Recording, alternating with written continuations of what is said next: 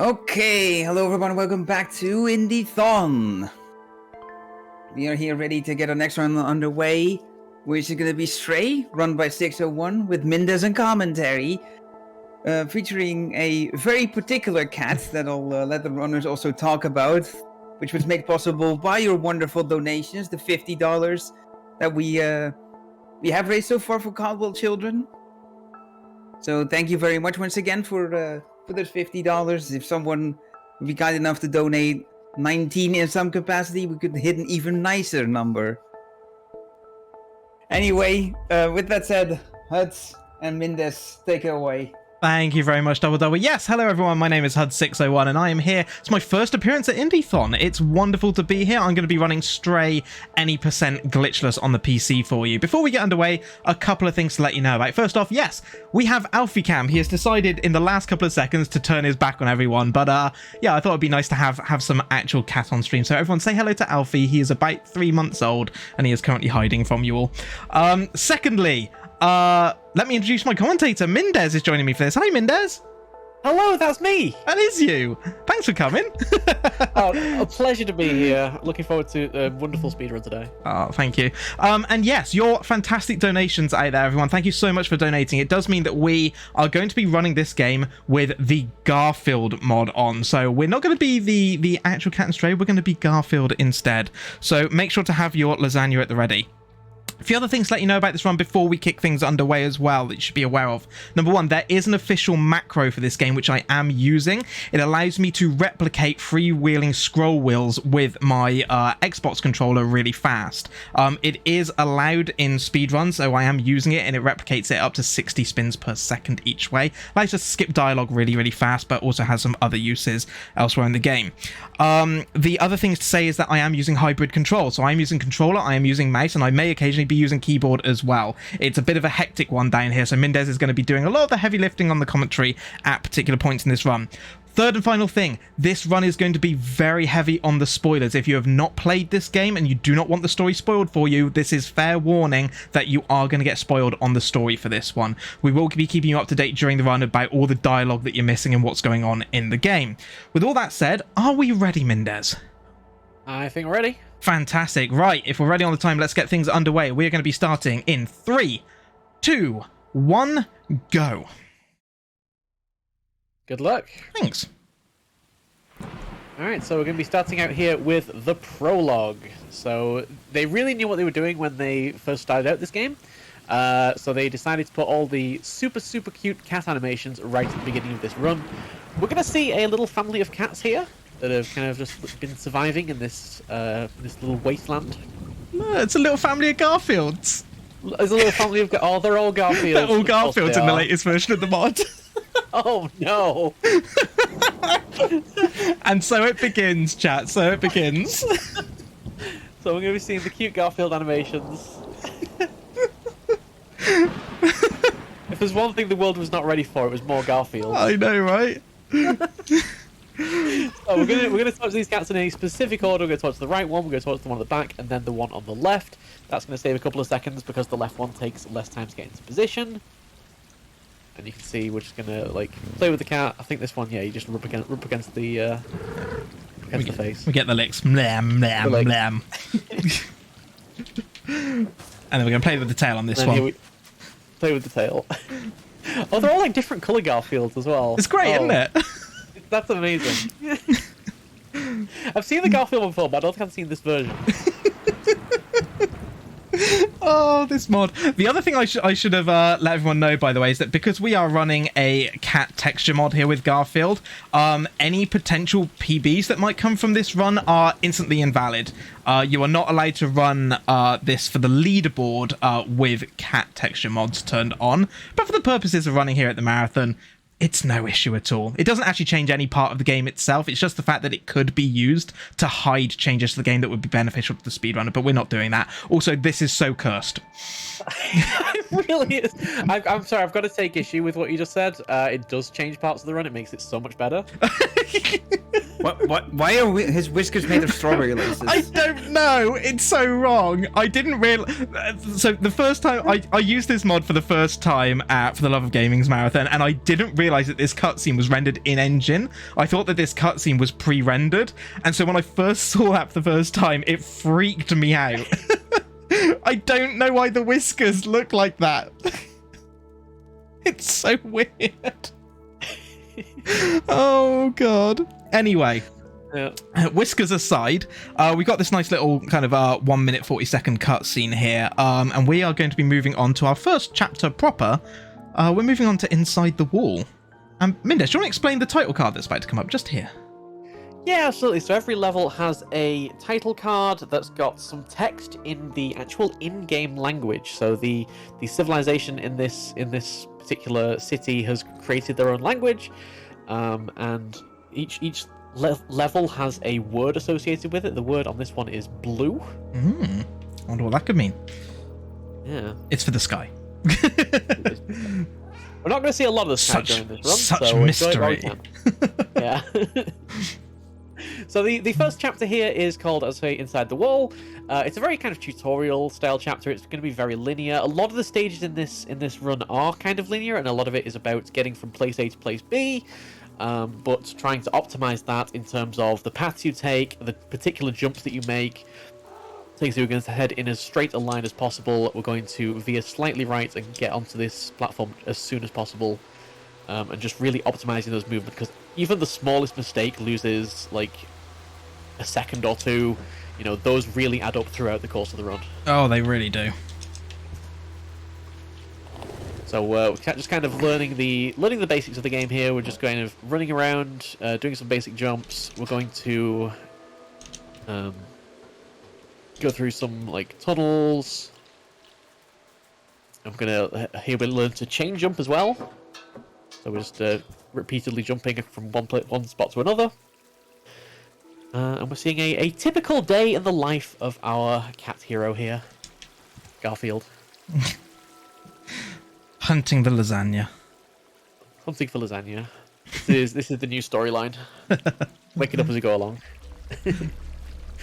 That's all this game's about. It's about Garfield trying to find lasagna. Absolutely. So coming up to the end of the chapter here, so as soon as we land, we should trigger a cutscene. There we go. So you notice the cats look a bit different in this cutscene. Don't panic. It's all good. Yep. This is one. There's very few pre-rendered cutscenes, but this is one of them. No! Our poor cat. Unfortunately, missing our foot in there, falling down. Long live the king. It's always going to be one of us.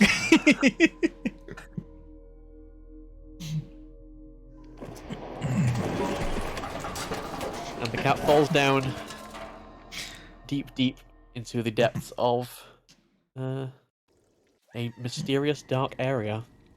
But he gets up again. You're never gonna keep me down. I get knocked down, but I get up again. Also, let's be honest. If Garfield is looking for lasagna, down here where all the trash is thrown is probably the best place to find it. Oh yeah, definitely. I mean, if lasagna's going to be anywhere, it's going to be here, right? Yeah, it might not be particularly fresh, but I mean, I'm sure it'll be fine. Yeah. So we have indeed fallen into this rubbish dump. We have found ourselves inside the city, and as you see, we stumble forward, but we have collapsed, and something mysterious is about to happen. This locked gate, this gate has been locked for who knows how long. Suddenly it's going to open up. The city comes alive.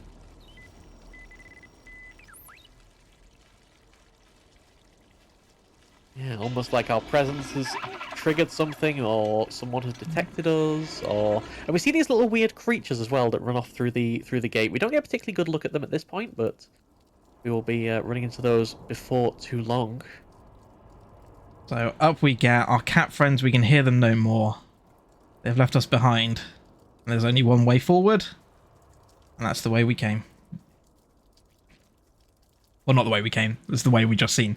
The way we came would be the best way. That game's over at that point. We go back up, we're done. Game over. God, Cheers, everyone. GG. Oh, why don't we just do that for the any percent? Just go back up. Just go fall. That'd be great. So here we are in the Dead City. Dead City. The title card literally just says city. That's a Spoilers. very literal one. Spoilers, we are in a city. So more of these interesting weird creatures. Yep, so again, this is going to be a fairly linear section where we're just kind of trying to get from A to B as fast as possible. You see the neon lights up there spelling out the word help ominously. Definitely not programmed to do that. What you're going to see is some really interesting design around here as well to try and help guide the player. Rather than just having like big on-screen prompts and stuff, they try to keep you immersed in the game. So you're going to see lots of like lights turning on and arrows and stuff. They're trying to use the environment to actually help guide us around. Yeah, especially the neon lights are especially good at that. Just in terms of having like massive arrows that are pointing in certain directions. So we're going to knock the paint off here. That's going to break the window down there. And that's good. Then we're going to head into through this flat.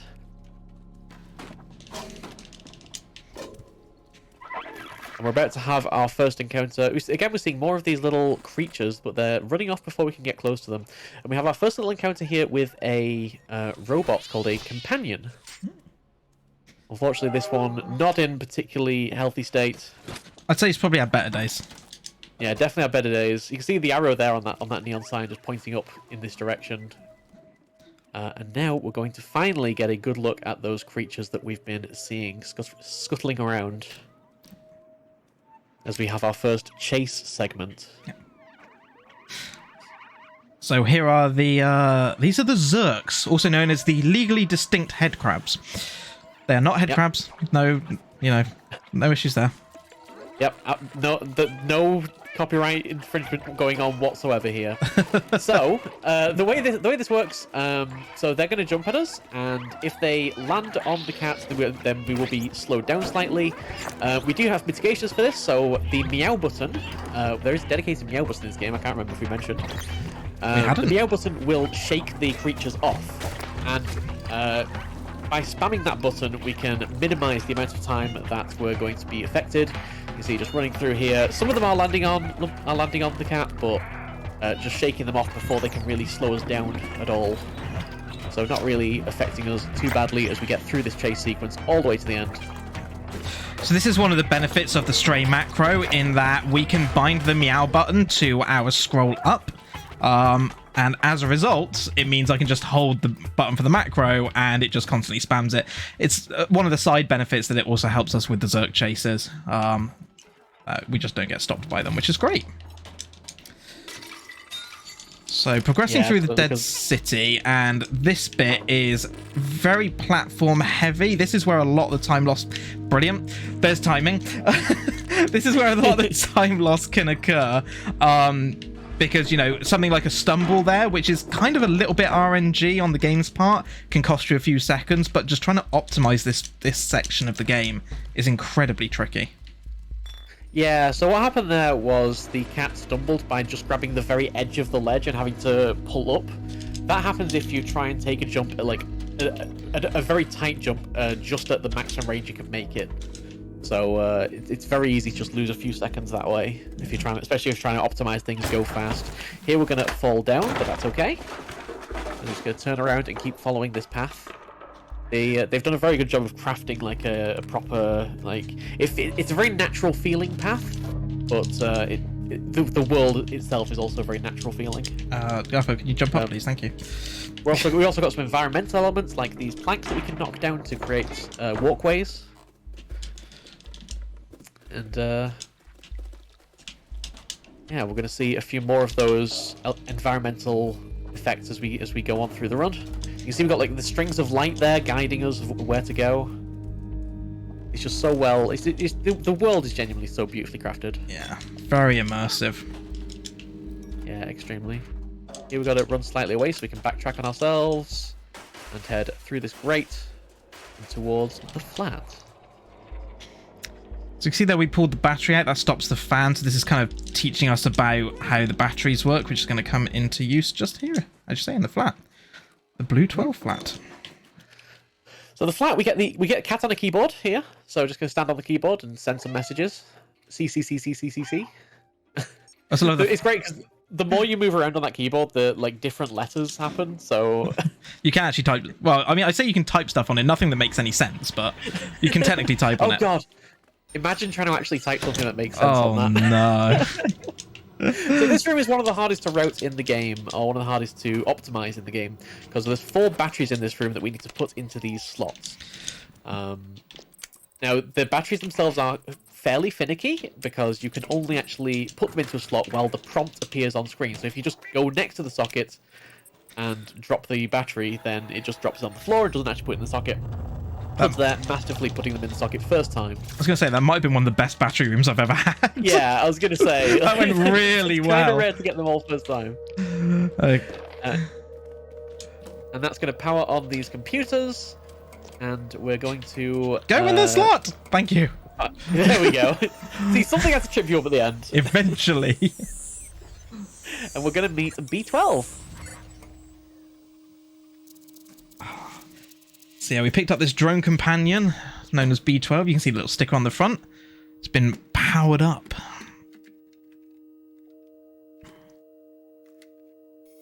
And yeah, we mentioned that at the beginning, you know, we've had the door that opened, we've had kind of lights that have been guiding us along the way, we've had monitors that have had arrows saying go this way, and there has been a consciousness that has been guiding us here.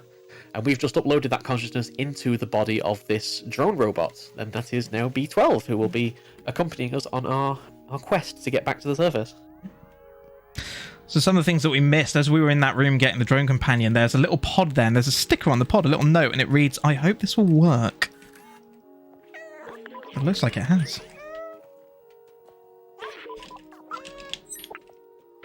Absolutely. So we can use B12 to also pick up items. So we've managed to pick up the key there, and we're also going to put B12 is also going to put a harness onto the cat. We can't actually see the harness because Garfield the is a chunk. Garfield model is chunky, so the harness model is just kind of inside. But we do get the light,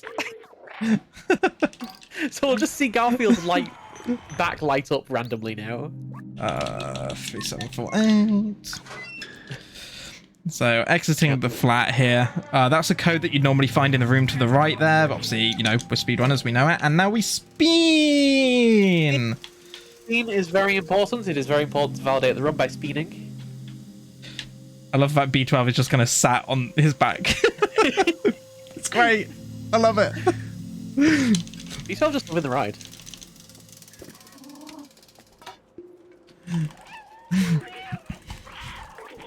So some other things that we learned as well from the flat is that it's at least 2190. We learned that from an engineering degree that was on the wall. Okay. So what have we just picked up, Mindez? We see a mural there of the outside world. Yeah.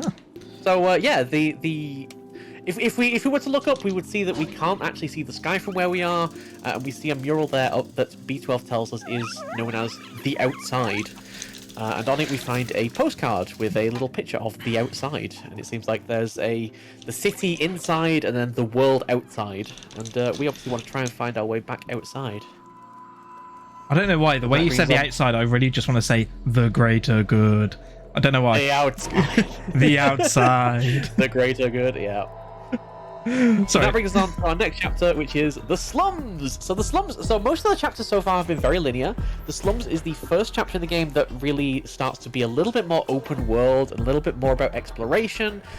This is a whole town that the companions live in. We can go around, talk to them. You know, you can properly explore. There's a lot of side quests going on.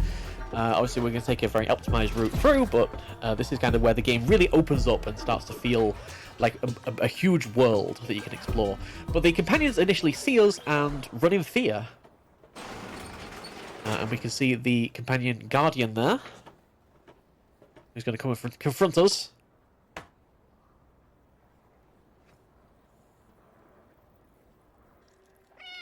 And realize that we are not one of the Zerks that they thought we are, and that we are in fact a cute little Garfield.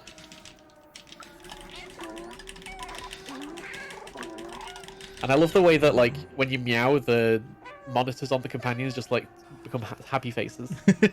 It's great, isn't it? So cute. So initially, the Guardians don't actually speak a language we can understand, but because we have B12, B12 is able to actually translate for us.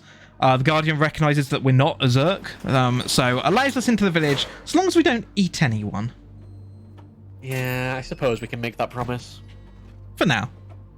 For now. And yeah, this is where we would get the opportunity to properly explore the world, talk to all the companions, and really get kind of that immersive lore from the environment. But in fact, our actual goal here is to go to 4 houses of people that were known as the Outsiders, or sorry, companions that were known as the Outsiders, the actual robots, that believed that they could get to the outside world. And each one of their houses has got a notebook in it. So we're going to go and pick up all those notebooks. And we're going to end by heading to Momo's house, who is the one outsider that remains. The other outsiders have gone off to try and find the outside world. Again, to do that, we're going to try and take a optimized path through here. So getting a little bit of a stumble there. Coming over to the second building over here. This one is full of books. And one of the cool mechanics in this game, you can jump onto a pile of books and jump off it, and then it becomes very ragdoll physics kind of.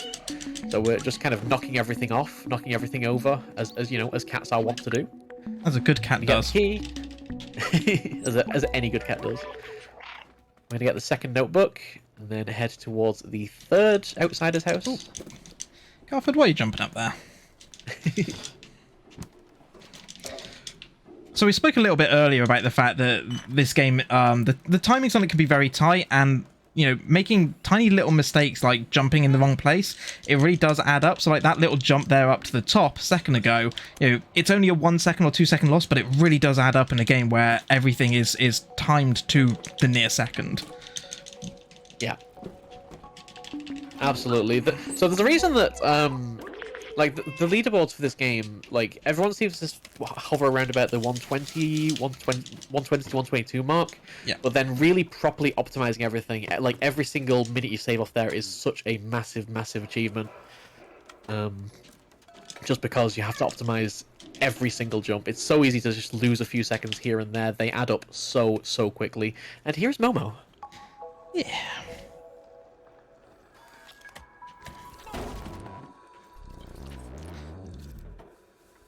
So we're going to go over to Momo. So the Guardian gave us a notebook, which we're going to hand over to Momo. Momo would then tell us about the other ones, which we were then meant to go and get. But we can kind of skip all that because we've already got them all. And so we're now going to hand over the other notebooks. And he's got... Absolutely. And I think Momo's kind of lost hope a little bit in finding the outside world, but refinding these notebooks kind of gives him that kind of renewed hope that maybe we can go to the outside world. Most importantly, so go on, sorry, you're going to say about the transceiver, I'm guessing. Yes, so you build a transceiver, and we're going to go and place that somewhere where we can get a signal to try and contact the other outsiders. Yep, so one of the notebooks we got was from a character called Doc, and in there he said about how to fix the transceiver.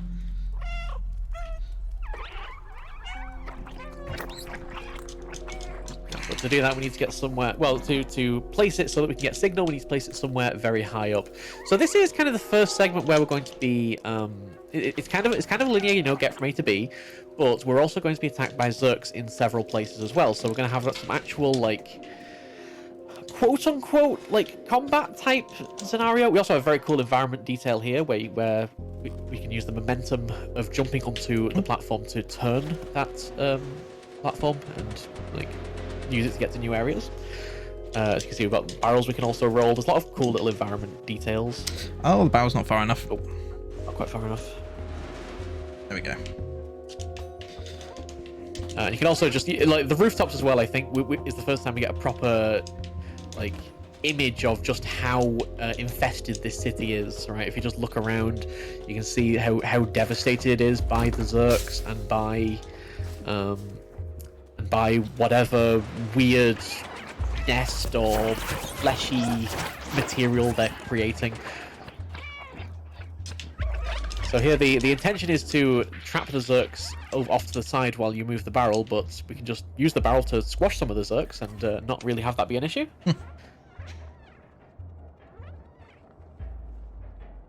We're going to continue making our way across. We're going to see a big sign for Neko Corporation.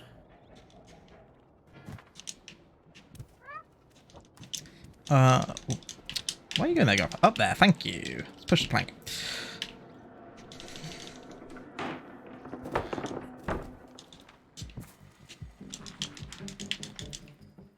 There we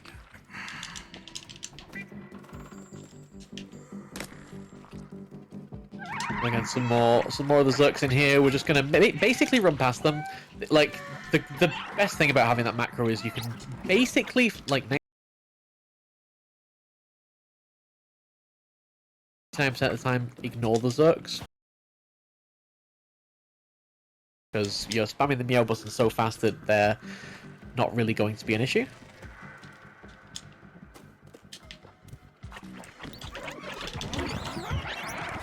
Oops. In the barrel, please. In the barrel. There we go.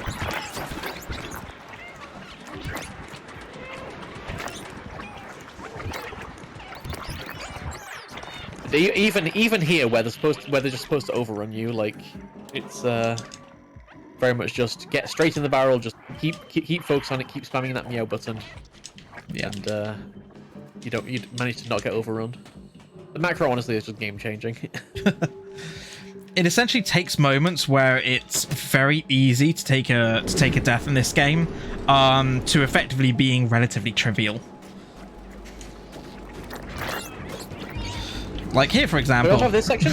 So this is meant to be a survival section, but we just kind of stand here, and the Zerk can't really hit us. I mean, they kind of can hit us. They're failing to do so at the moment, though. Yeah. If they do manage to do just a quick meow, and the cat will just jiggle. There we go. There's the jiggle. Oh, wiggle, wiggle. Jiggle.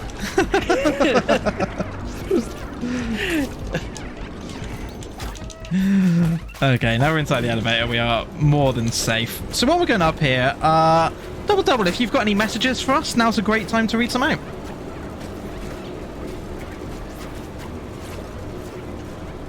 Alright, very well. Let me just check some things here, and yeah, very appropriate timing on this because we just received a $19 donation from Code Gorilla with the message saying, "I too hate Mondays and love lasagna. Loving this Garfield mod." And that $19 is going towards the bonus game we have for Supermarket Shriek. With $19 raised so far for that, out of the 150 needed, that leaves 131 left for that. And let me check how long you have. And that run is going to come up in around 8 hours. 8-ish hours. So that's how long you still have left to get that bonus game, Matt. So yeah, thank you, Code Gorilla, for your generous donation. That has indeed brought us to the ever so nice total of $69. Nice. Nice. Thank you very much, Double.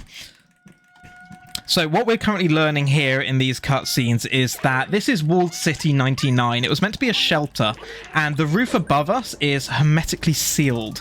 Built by humans to protect themselves from the outside, but at the cost that nobody can leave. The outside was basically considered a disaster, barren, unlivable, dangerous, but B12 believes that it is his mission to reopen the city.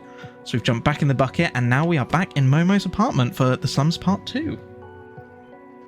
Yeah, and now we get another opportunity to do things in the slums that we didn't do before. We're going to actually do a few of the like side quests, some of the required ones, as we kind of need to at this point. And we also kind of, while we're on the rooftop, getting somewhere high, we kind of got an idea of the sheer scale of this city as well. Like the roof, the massive imposing roof above us. You can see there were kind of like two levels. There was like the slums below and then Midtown up above.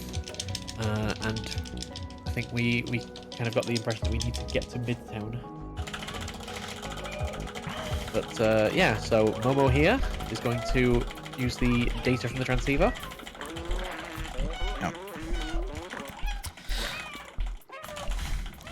To try and connect to the other outsiders. Yeah. So from this, we learn that one of the outsiders that we picked up the notebook of, Balthazar, made it out alive, along with the others. They're safe. They found a way up and out, and we're told that we have to go through the sewers in order to reach them. You would have briefly just seen Seamus there, who's walked out, who's told us that the sewers are infested with Zerks, will never make it. But the bartender says that Seamus's father's actually Doc, who's one of the other outsiders, who went off to experiment with something and was never seen again. That's why Seamus is a little bit down in the dumps. Absolutely, and we'll be speaking to him in a moment. For now, we need to get up here and get this cycle, so we meow to distract the painters as they're trying to throw paint cans across the two roofs. That causes them to drop the paint can and opens up the laundry down here, where we're going to get an item, the detergent, which we will need shortly. So this is one of the side quests that we're now required to do. So we've got a whole trade section here, basically. We need to make them drop the paint so that we can pick up the detergent. We're going to swap the detergent for some cables. We're going to get a grandma companion to knit the cables into a poncho so that we can make another robot warm so that they can fix a device for us. And we're going to work our way through that trade quest, quest sequence shortly. But right now we're coming here to Seamus's apartment. Seamus is not answering the door, so we need to find another way in. Fortunately, Seamus's house just has a random hole in the side, because, you know, why wouldn't it? How convenient.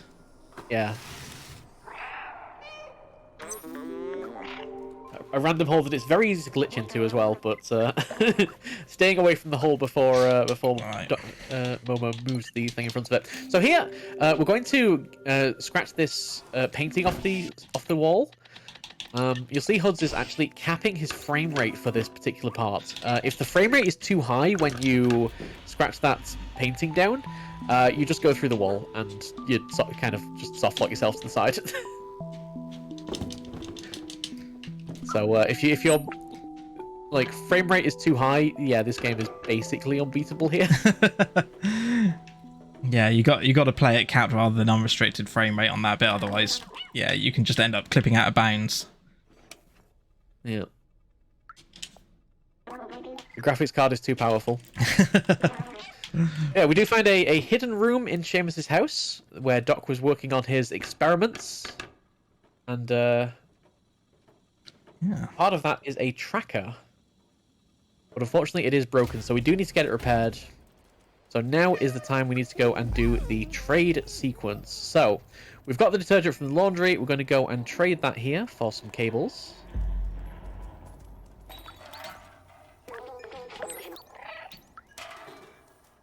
And then we need to, again, just taking the most optimal path that we can, go through the streets towards Grandma.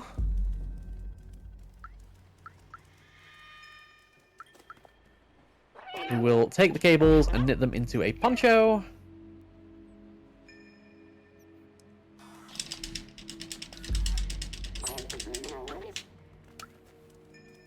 And then with the poncho, we're going to go and see Elliot. So Elliot is the kind of programmer companion. He's certainly capable enough technically to fix the tracker that we've got. So we're going to go upstairs and give him the tracker. But he is also very cold, so we're also going to give him the poncho. And with the two items combined, we can get the fixed tracker. And then that we can take back to Seamus, and we can use that fixed tracker to find Doc.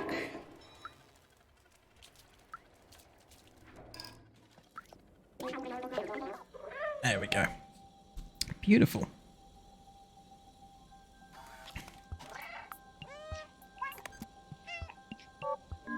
I also love the clocks in the background. I always point this out. They go to 16. So these companions have invented hexadecimal time. This is something really worth saying, actually, is there's loads of these little kind of Easter eggs and secrets and stuff built into this game. Like, what you're seeing right now is like a tenth of what this game has to offer in terms of its lore. The developers have put so much time and love and effort into all the smallest details. It's a game really worth purchasing and playing through in your own time, because while you're going to see the main storyline here, there's a lot of this that you're not going to see, and a lot of backstory and just all the lovely hidden gems that really make this world so beautiful to play in. Yeah. So Garfield putting on the paper bag there. It doesn't quite fit on Garfield's head. But that's another important thing we have to do to verify the run. Just as we're walking with Seamus here, there's not a lot to do.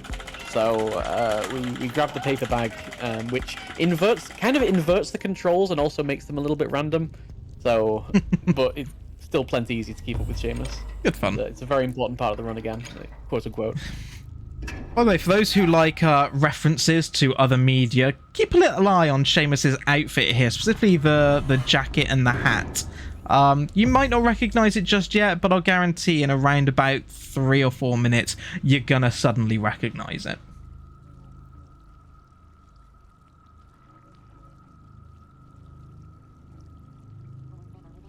Okay, so we're venturing outside of the inner sanctuary, the inner safe area. Absolutely, and Seamus is going to come over here. Again, just following the tracker. Seamus is not going to follow us, but is going to open this door at the very least so that we can enter Chapter 7, which is Dead End.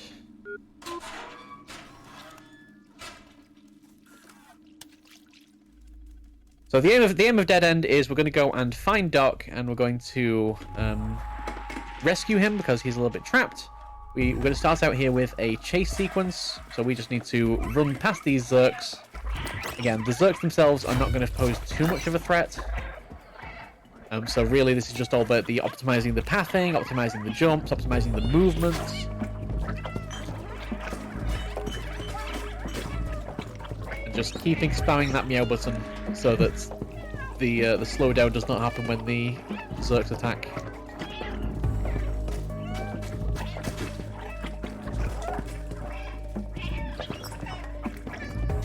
You can see how we instantly shake the Zerks off, which is ideal. There we go. We're gonna get a little bit of momentum-based platforming here. So we've got these platforms that we can turn by jumping on them. We'll jump on that one twice to move it even further.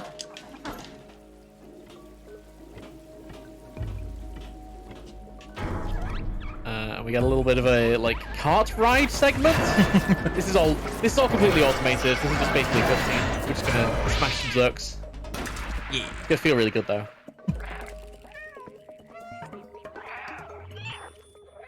Oh, Garfield. Garfield is having a heck of a day. It really is. I mean, I'm starting to wonder if this lasagna is really worth it or not.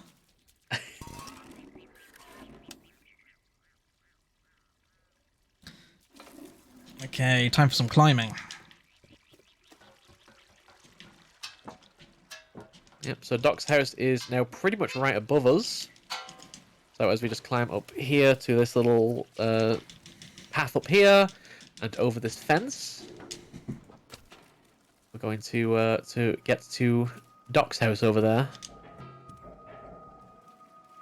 And again, just seeing just how infested this place is and just how many Zerk there clearly are here. But here we are in Doc's house. We see Doc's keeping some Zerk in a cage as well. So clearly just surviving here amidst the Zerk territory. And if you haven't got the reference now that you've seen Doc, then I suggest you catch up on your movies from the 80s. It was in the 80s, wasn't it? Yep. I think so. It is very much a Back to the Future reference. Yeah. Which I didn't get until I saw Doc either. I think a lot of people got it from Seamus's outfit, but yeah, I needed Doc's to get it as well. Same. And if you haven't seen it, go on, carry on. Yeah, we find out from Doc that he's been working on a device called the Defluxer that is meant to be able to destroy the flux. To destroy the Zerk even. Destroy the flux? No! Destroy the flux, yeah. This is Doctor Who now. But unfortunately it needs 1.21 gigawatts of power in order to charge it, so we're going to need to come over here and put the fuse in so that we can supply the power to the Defluxer. Power it up, and then Doc now has the power. I got as the Zerk attack. Unfortunately, yeah, because this was all Zerk territory, Doc couldn't come out and put the fuse in himself, so we have to do it for him. And you can see he's using the defluxer, which is basically just a ultraviolet light to destroy the Zerk. And obviously, the roof being hermetically sealed in this city, you know, they don't get sunlight, so there's not a lot of ultraviolet light generally. So that's why that has the power to destroy the Zerk. Yeah, defluxer, 1.21 gigawatts, all Back to the Future references. Yep.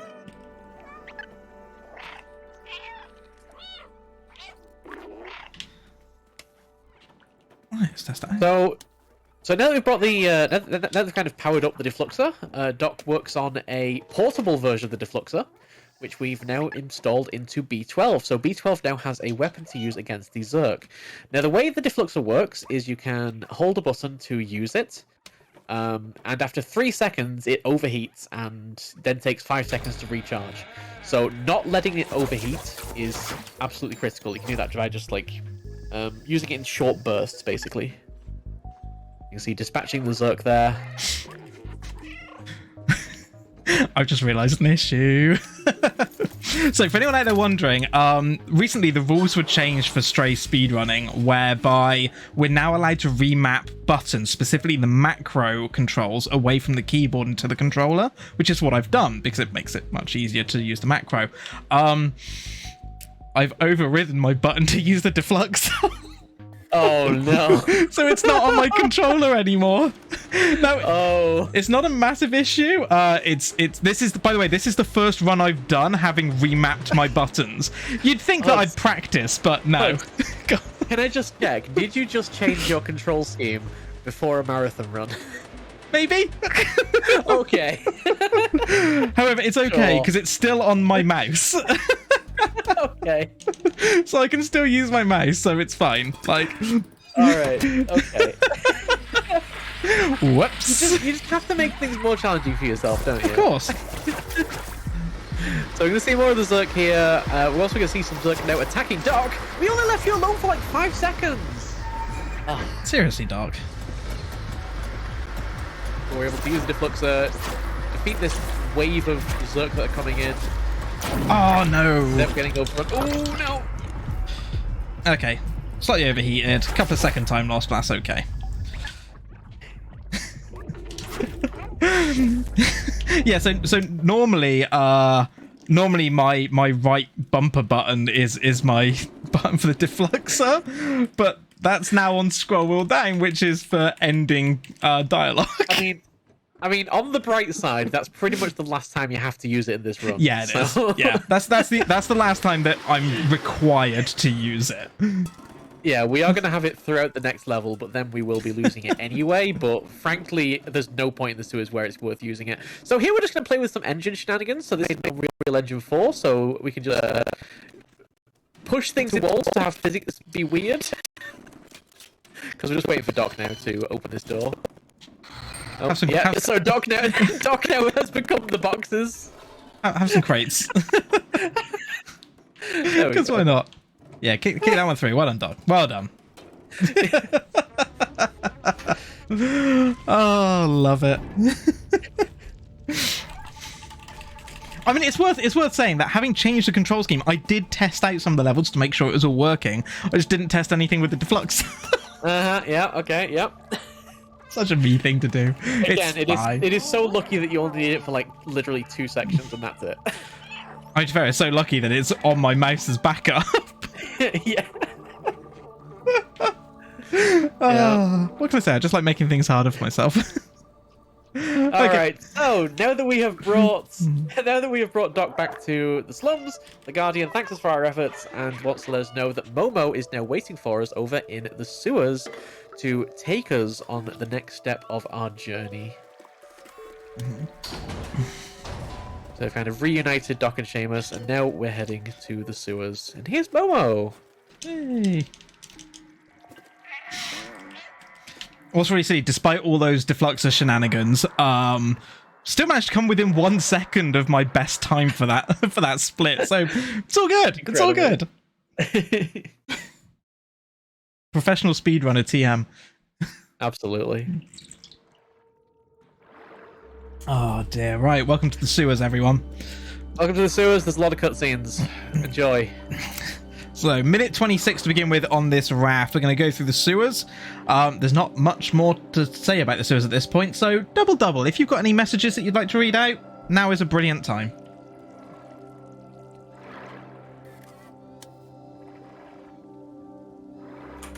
I do have a message to read out, in fact. Please do. Yeah, a donation here coming in from Gopher with $50. Whoa! Thank you, Gopher. Yeah, with the comment saying, "You guys rock." Aw, no you. Oh, you. And no, he's got a point. And the donation is going $25 of that is going to the bonus game, and the other $25 to the Face the Mighty Numbers boss rush for the Mighty Number 9 run that we've got coming up later. So yeah, thank you very much, Gopher, for your $50. Thank you, Gopher. Very generous of you. Absolutely incredible. And yeah, it's a fantastic cause, so please everybody get those donations in. But yes, as we come to a little barrier here, we're going to need to open that barrier for Doc to be able to, for Momo to get through. And then as we get back on the raft, we get, yet more cutscenes as we move on to the next area. There's a lot of cutscenes in the sewers. Yeah, further minute and 40 seconds right here, but we can have a little look around the sewers. So this is a great time for us to give you guys a little bit of backstory as to what's been going on and a little bit of the stuff that we've kind of skipped over. So firstly, Necocorp. So Necocorp are actually the ones that were responsible for trash management in the city, in Walled City 99. But basically, it was trash from the upper levels overloaded the slums down below. They tried to develop a bacteria to dissolve it all, and after the humans disappeared, the bacteria mutated. It grew and it began eating more than trash, and it's that bacteria that actually became the Zergs, which is what have been chasing us. What else can we let you know? So for Momo's flat, we also learned that Walled City 99 is about 450 meters in diameter. It is cylindrical, and as we're kind of finding out, there is another level above us. Yeah, and that's kind of where we're aiming to go. So there were 4 outsiders the companion robots that dreamed about seeing the outside world. There's Doc, who we've already met, Momo, who we've already met, and there's also Balthazar and Clementine. So we're going off in search of them, and all we really know was that they were heading in search of Midtown, which is the upper level of the city. So we've reached this gate, which Momo is unlocking for us. Oh no!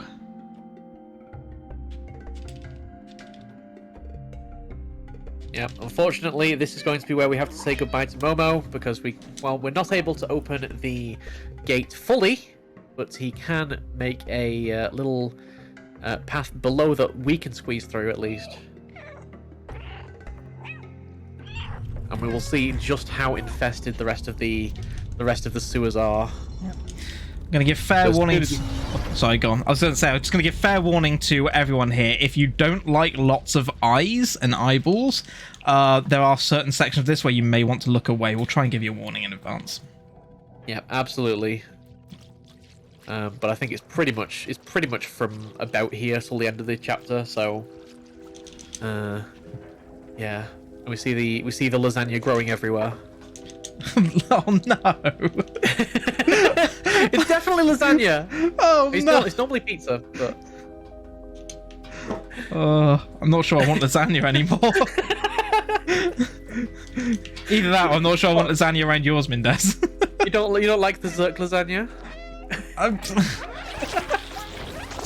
It's an interesting kind of way of doing it.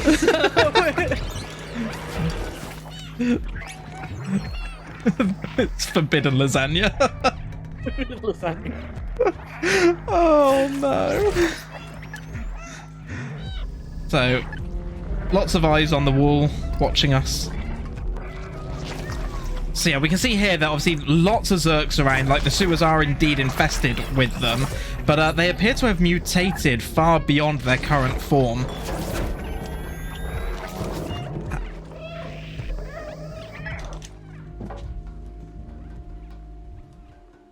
Okay. Absolutely. The sewer's completely overrun. Seems to be used as a bit of a nesting ground. You can see these little, like, egg pod type things that they're bursting out of. Very unpleasant.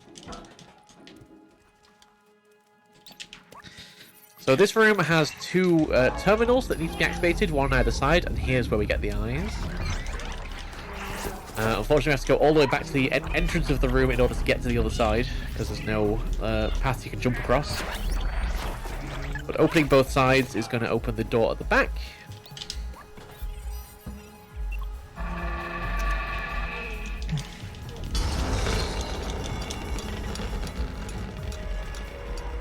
And after another short little segment through some Zerk-infested hallways, we're going to come to another cutscene where we will get a massive eye. They never really explain the eye thing. No, it's never explained. Anywhere. They never explained. They just thought, hey, you know what? We could just stick some giant eyes. Let's just have them glow. It's also worth noting as well that once we get out of this section, we never see them again. Yeah. It's like, just the sewers. Like, that's it. But hey-ho. Alfie's doing okay. He's still got his back to everyone. Alright, so yeah, we get attacked by Zerk. B12 comes to our rescue, uses the defluxer, but unfortunately overheats, and we now have to carry B12 to the end of the section. So we're going to have a bit of a chase here, where the Zerk are going to be chasing us down. This is now the point where we lose the defluxer, because B12 has burnt it out. But again, with the power of the macro, nothing too much to worry about from the Zerk, just optimizing that movement. Really cutting these corners as finely as possible, and just not letting the slowdown from the Zerk affect the cat too badly. Alright, while we're going through this chase, can I read off a donation? Please do, go. Because we have $5 from Cowboy Knuckles. Hey! With the message saying, I'm so proud of HUD's development, from a Sonic speedrunner to a cat streamer. Less than 3. Love that comes from Mindez. Aww. Thank you very much, Cowboy Knuckles, for the $5. Thanks, CVK. I think that is the standard like Twitch pipeline, right? Sonic speedrunner to cat streamer. Sure. You see it so often. Oh dear. This is probably a really good time to point out that, as much as we joke about it, I do have a second channel where I stream Loaf Cam. My two cats, Ted and Alfie, appear on there. And Ted is a Twitch affiliate. Technically, they both are, but Ted did the hard work. So if you're into watching cute cats and chill music, go follow Ted601. Yeah, Ted601 actually hit affiliate faster than HUD's did, which is always fantastic. Anyway, here we are. We leave the sewers and we get to Ant Village. So this is a peaceful little village built into the side of some machinery. Basically, it's like a tower village. So it's built on kind of the outside of like a cylinder. And we also get some cutscenes here with B12. So B12 kind of realizes. B12 has kind of been rediscovering his memories throughout this game as well. We've kind of, as we've kind of gone through, we've realized a few things, and B12 realizes now that that one of the machines down there, one of the pods, is similar to the one that he used. So he was sick, and his last hope, as he was alone, was to lock himself in one of these stasis pods and upload his consciousness into the computer. And the upload went wrong, and he was stuck for hundreds of years until we appeared and puts his consciousness back into the body of the drone robot. We're also going to meet Zbaltazar there, who has told us that Clementine, the final outsider, is up in Midtown, and that we can reach Midtown if we just go ahead and keep climbing up here. He also gives us Clementine's address. Just keep climbing. Just keep pretty climbing. much the end of Ant Village. So Ant Village is a nice, like, really short, lore-filled chapter. There's a little bit of open world. There's a few side quests you can do, but it's as far as speedrunning goes, you just pretty much climb it and get out. And that brings us on to Midtown, which is probably one of the longest chapters in the game. Yeah, so we're gonna see another open world section where we've got like a whole. This is really where we properly see like the full civilization of the Midtown companions. Meow. Meow. So we get a little bit of story here from B12, who remembers the subway.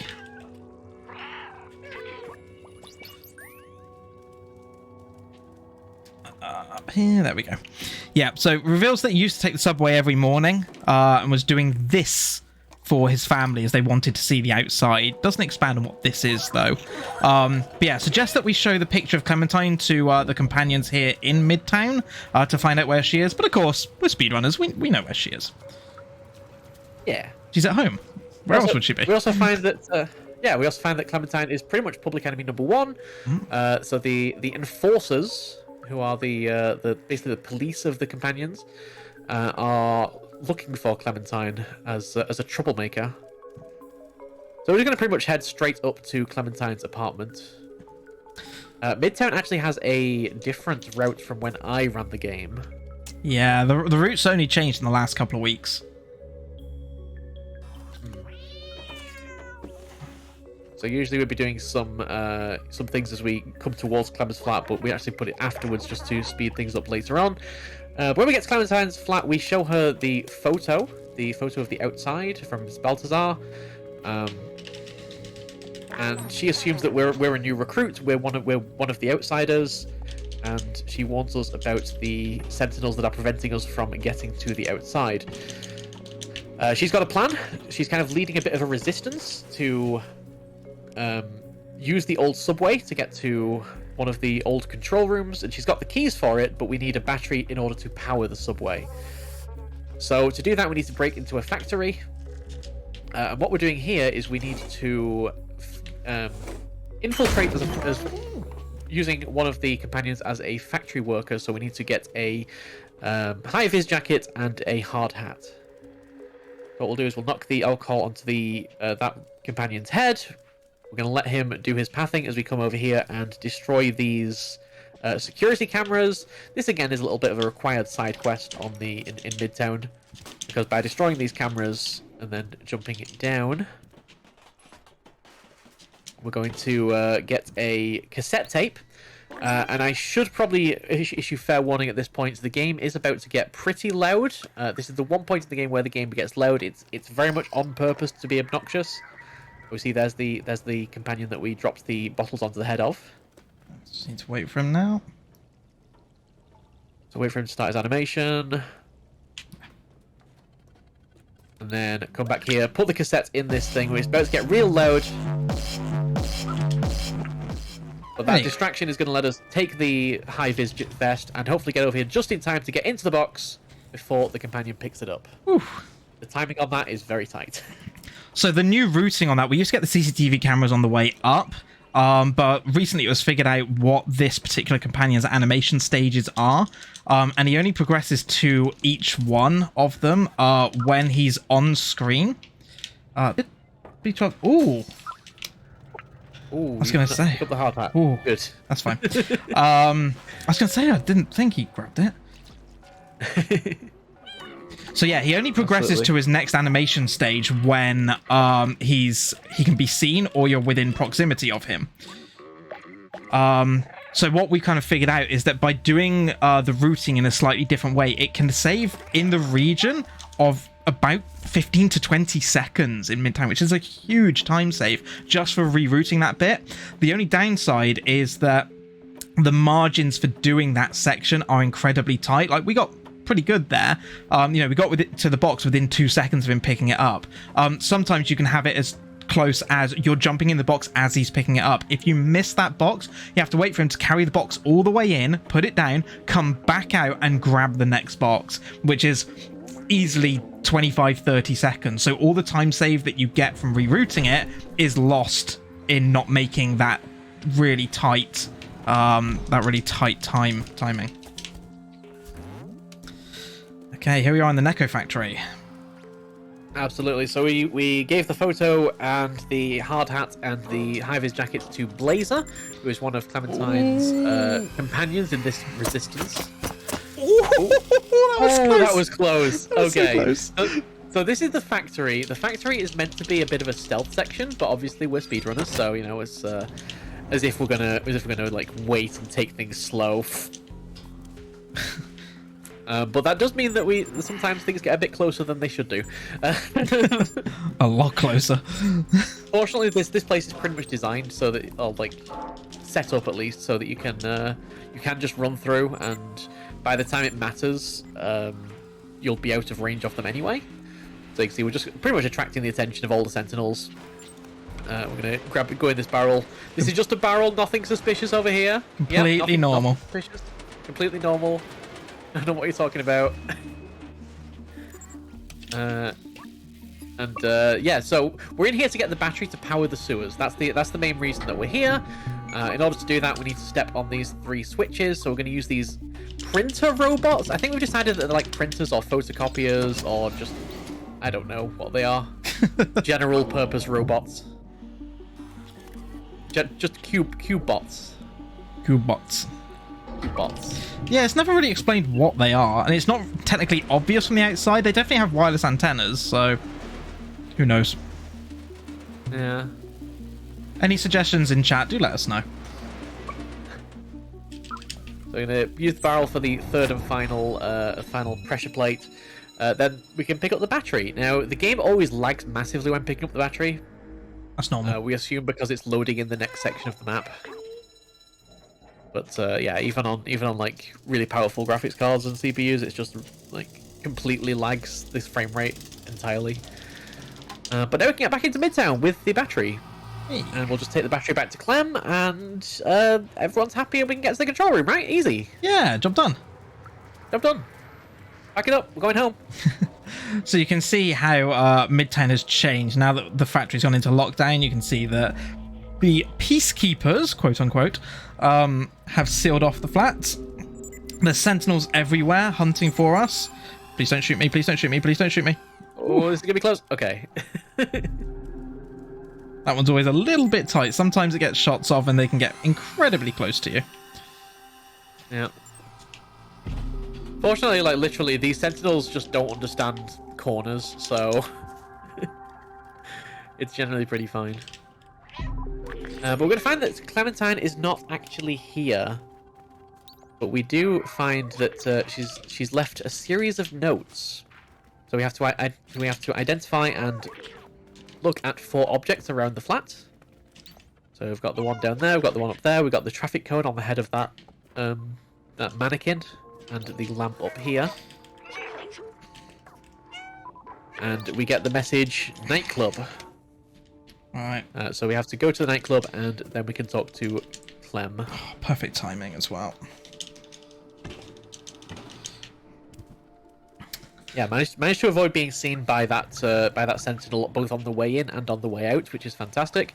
If you get seen by that sentinel on the way in, the sentinel actually waits for you to come out.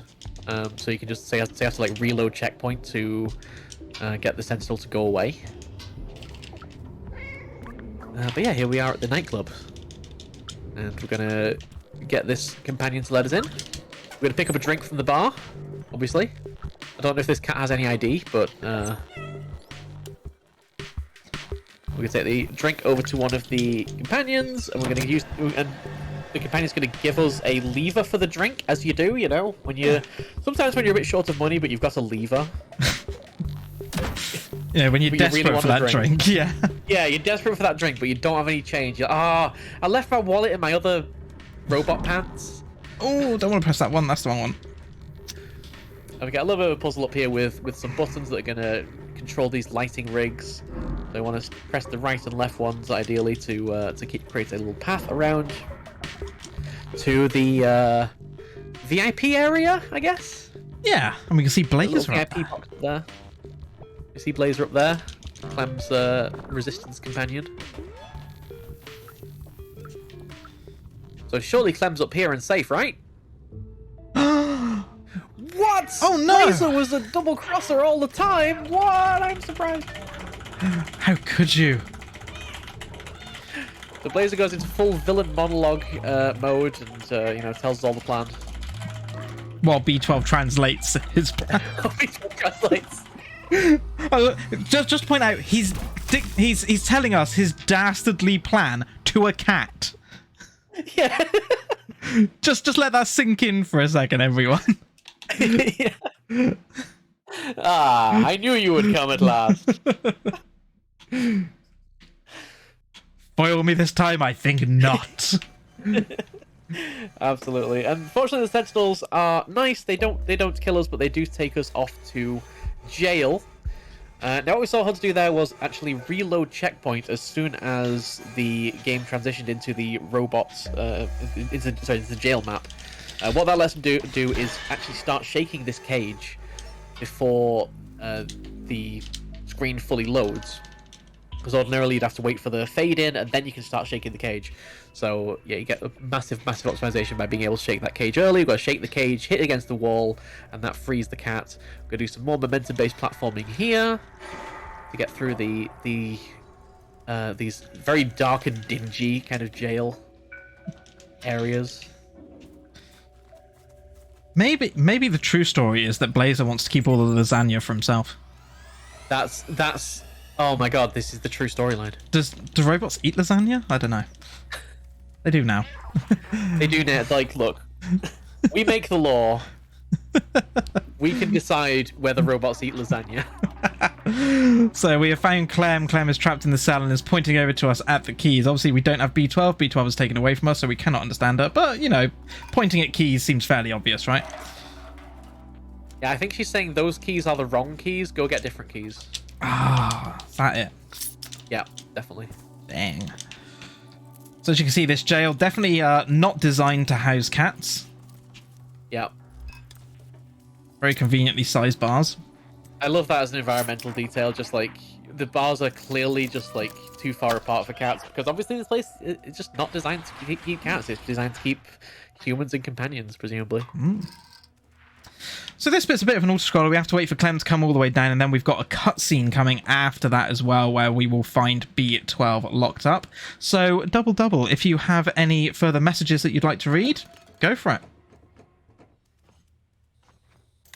it. Right then, I'll make another note of the incentives that we have that you can donate towards. We've got the Face the Mighty Numbers boss rush for Mighty Number 9 is currently sitting at $25 out of 50, so that one's halfway. But there is also an incentive coming up for the very next run, and that one is coming up very shortly as we're approaching the end of Stray. So you can snipe that. You can snipe the prisoner name for the Escapist 1+2. Ooh. Very nice. There's also an incentive for Hollow Knight to either save or kill the nailsmith.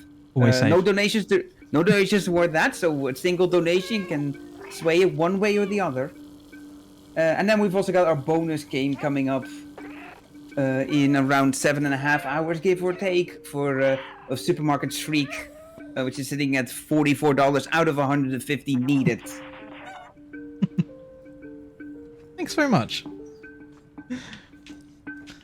So we've seen B12 down the bottom. You can see he's locked away, and we meow over to Clem to help us save B12. Don't want to leave him behind. No, not at all.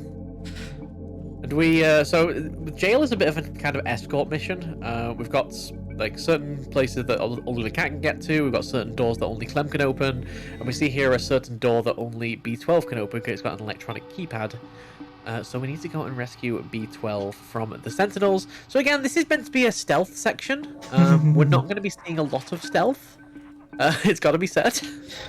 Yeah, I'll let you commentate this bit because I'm going to concentrate. Absolutely. So there's all kinds of security devices. We see some lasers. We see the sentinels that are just kind of roaming around. We're going to try and get in above the laser here. Unfortunately, it's going away from us, so that's slightly more difficult. Really don't want to get seen by this particular sentinel. That particular sentinel is very, very good at just kind of ruining your day. But we're going to come over here and press this switch, which is going to power down B12 defenses. Now, during this cutscene, the cat can still run around. So you can see we're still running towards B12. So we don't need to sneak over to B12 because we're already here. So just pick up B12 after the cutscene ends, get back through the window, and meet up again with Clem. Hopefully don't get hit by that one. There we go. Perfect. Yep, jump on the chair. Perfect. Jump on the chair. All right, perfect. Thanks, Garfield. All planned. All planned. Also, unfortunately, we have B12. Alfie has left us, so Alfie Cam has been removed, and he's just decided to start clawing my leg. So, yeah. The convenient timing. I'm running with a bit of a handicap right now.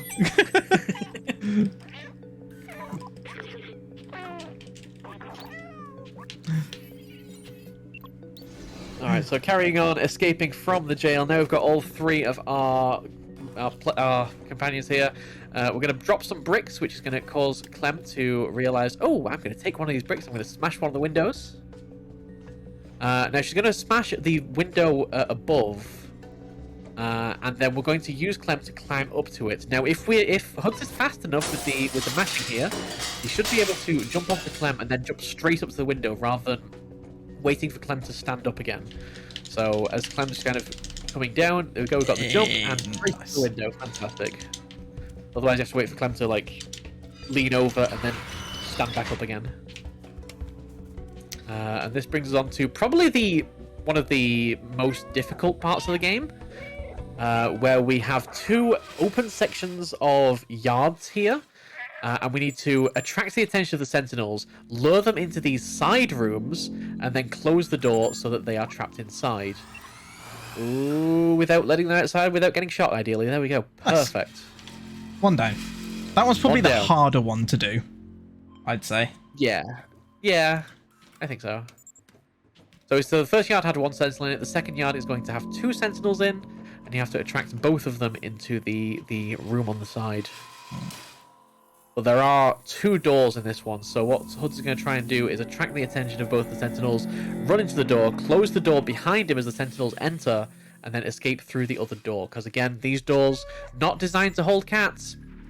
They've got they've got bars in them that are big enough for cats to get through. So we're going to use the columns here to avoid the shots, and hopefully, if the door closed, which it did, Yeah, we're good. Yep, the sentinels are trapped within. Perfect, pretty much textbook. Perfect. So yeah, that one's relatively... There's a lot of... Oh, sorry, go on. There's a lot of RNG in this section because just where the sentinels start is on global cycles on the entire act, so it's very different each time you get here as to what the cycles are. Yeah.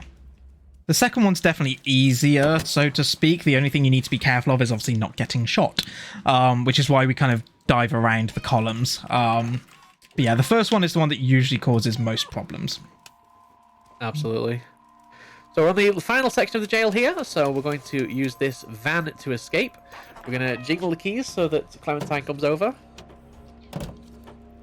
And then we're going to go and open up the garage door so that the van can get out. And here we have our last bit of tech for this section, which is a fast van. So as soon as the cat jumps onto the van, the cutscene for the next section is going to start. So the faster we can get on the van, the better. Now, if you can get on the van immediately, then you can trigger the cutscene immediately. Otherwise, you have to chase the van for a good 5 or 6 seconds, or perhaps even more, before you can actually get onto it. So what I was going to try and do is jump on the right side of this dumpster, jump on the right side of this fence, really hug the right wall there, Nice. and then just get the indication in range, in time, get on it, trigger the cutscene, and move on to the final chapter. Yeah, that's a real tricky one. It's a really finite movement. The real trick to it is that very last corner after jumping back where the van is cutting that corner as fine as possible. As long as you do that, you'll generally get it. Generally. But it's still quite tricky. Still quite tricky to get. Yeah.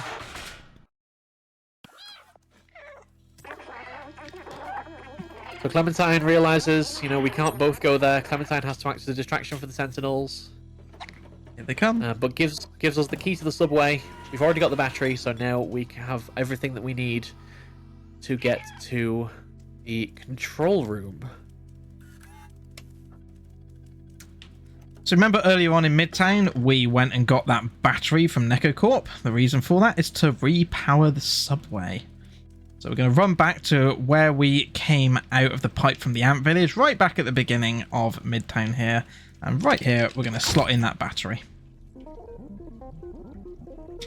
I think this would be a really good time to quickly just say that the music design in this game is just so wonderful. It so is. The whole sound design of this game is brilliant. This is one of the very, very few sections of the game that has music, and it's just really good. Mm.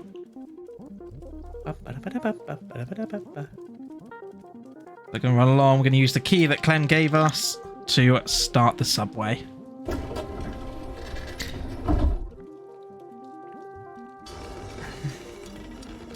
And this is going to take us on to our final chapter. We're heading off to the control room.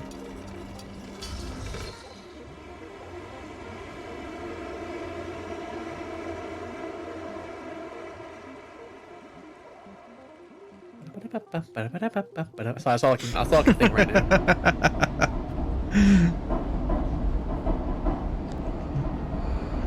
The use of lighting in this section as well is just really cool. Really is. So you see the final chapter control room, the text in the other language reads CTRL. And we see a very stark contrast from the previous subway station. So rather than all the graffiti and the squalor and just the sheer dirt, we see a well-maintained, technological looking area. We see the worker robots, that worker robot painting the same section of wall over and over again. You know what? You do you. But this place just seems completely untouched by the passage of time.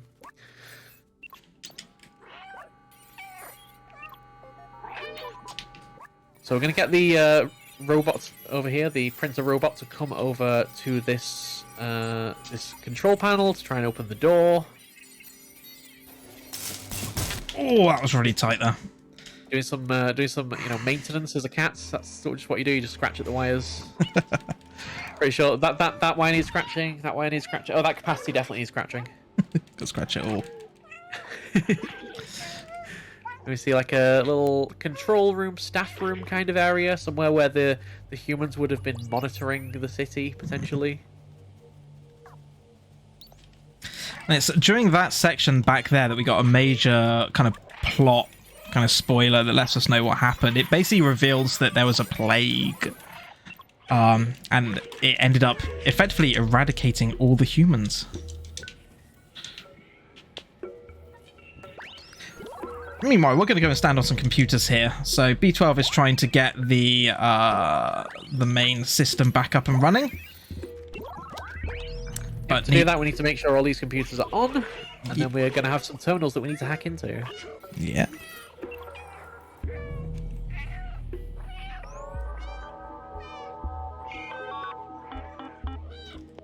So we inspect the computer, we find out the city is stuck in lockdown from years ago. And we turn the computers on to find out that they're protected by 3 layers of security, 3 terminals that we need to hack.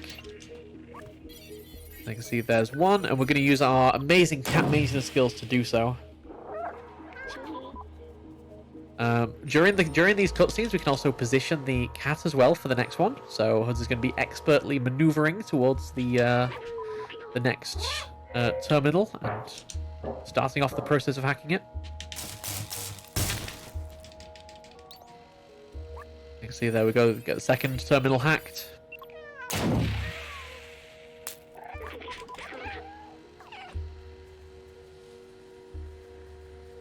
And final one. And here, yeah, final one.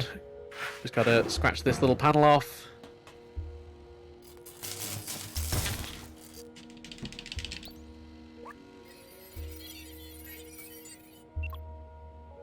And B12 takes a lot of energy to hack these components. We're going to have to help him over to the final terminal here, which holds the power now to unlock the city. As B12 tells us that he knew the power required to be more than the drone body could handle. That unlocking the system will destroy his memory, destroy his consciousness. And the future of the world is in the hands of the companions of the cat, as he uses the last of his power to open up the city. It's very sad. Or B12. B12. No. And he considered this his final mission. And there was no lasagna. I can't That's the take true betrayal. I can't take this cutscene seriously with Garfield there. I just can't. It's so wrong. It's meant to be such a sad and wonderful moment, and all I can see is Garfield's Garfield's face. His chunky face just lying beside him, like. Just imagine that as B12 falls to the ground, you're just like, I hate Mondays.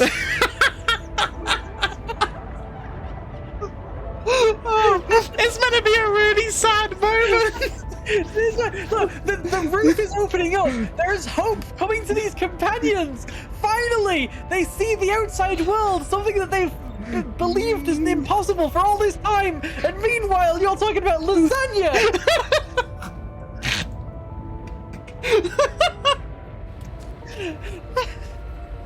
The circuit destroyed! Seeing the ultraviolet light, the sentinels unable to cope with the sunlight fall from the sky. But where's the lasagna? Where's the lasagna? Run, Garfield! Lasagna awaits! Run! You can make it! The city opening up in the background. We get a look over it. We can see Midtown. We can see the slums. We can see no lasagna. So the lasagna must be through this door over here. The city is open. The city is actually open. You can freely get out. And time is coming up. As soon as we lose control of the cat. Be at the top of this final set of staircases in front of us. On the fade out. We see the blue of the sky again. Time is in 3, 2, 1, time. Lasagna! He sniffs it, he smells it! He smells the lasagna! He can smell it! Well done, Gar. Look how fed up he is. Ugh. Ugh. Typical Monday. I did all that.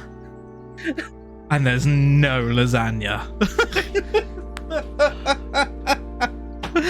That He was promised the forbidden lasagna in the city. He was promised lasagna, yet there was no lasagna. the lasagna is a lie. Oh dearie me, that everyone is Stray any percent PC glitchless. This is an utterly wonderful little game. Like, you've seen an hour and 19 minutes of this, but being honest, there is hours more content in here. Almost every companion in this game you can talk to and find out more about the story. There's memories to collect, badges to collect. There's honestly so much that Blue 12 Studio, yes, the drone is named after the studio. Blue 12 Studio put so much love and effort into this. It really is, you know, a wonderful game. So I would highly recommend, if you haven't played it, even if you've just had the ending spoiled for you a little bit by that run, it's still worth picking up and playing. Please do support the developers, because this is one of those truly wonderful indie games that have come out. All that leaves me to say firstly is a huge thank you to Mindez for coming along to commentate. Thanks, Mindez. Lasagna. Where can the wonderful people find you? I stream over at twitch.tv/Mindezzy. That's Mindez ZY on the end. I usually do puzzle stuff, speedrun stuff, you know, all kinds of variety stuff.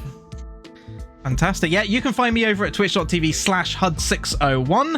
I am normally a Sonic speedrunner, but I have also been dabbling in Stray as well. I also have a channel for my cats, for Ted and Alfie. You can find that over at Ted601. If you're into watching cute cats sleep all day with some nice chill music, make sure you go and drop Ted a follow as well.